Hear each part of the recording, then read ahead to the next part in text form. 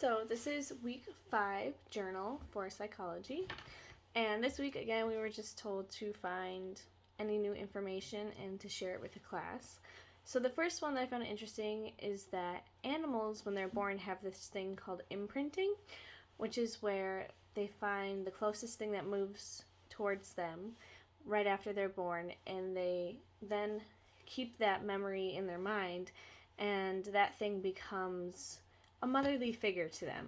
And I thought this was really interesting because our math teacher at Kingsford High School, he is very into bird hunting, and so he has dogs that he trains with these birds that he raises.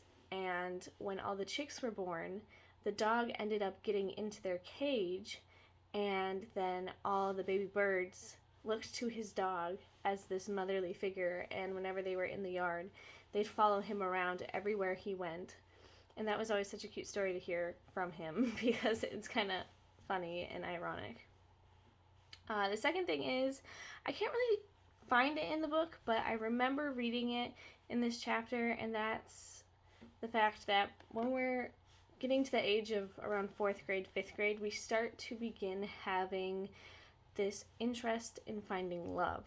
And this is kind of crazy because within the past couple of weeks, my nephew, who is in 4th grade, has come and talked to all of us about this girl that he loves and he claims is the love of his life, and he's going to marry her, and he doesn't need anybody else. She is it. And it's just very weird to hear from such a young age that they found the love of their life. And I will say that I feel like I had kind of like a boyfriend or a love interest when I was in 4th grade, so it must just be some change in hormones. But after reading that this week and then seeing it in my daily life was very interesting connection that I found. And then the last part was that girls are known as empathizers and boys are known as systemizers. And to be an empathizer, that means that you can easily read facial expressions or gestures that people are doing.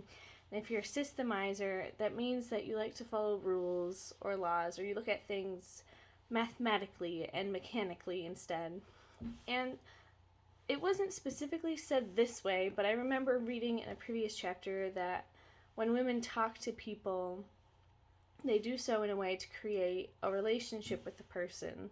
So it makes sense that they would be then considered an empathizer because they like to empathize towards people and get to know them. So reading this information this week and then relating it to weeks before where I read that, it kind of makes more sense now with this new information that's come in. But other than that, thank you for watching, and those were my 3 kind of cool facts and personal stories that I wanted to share with you guys this week.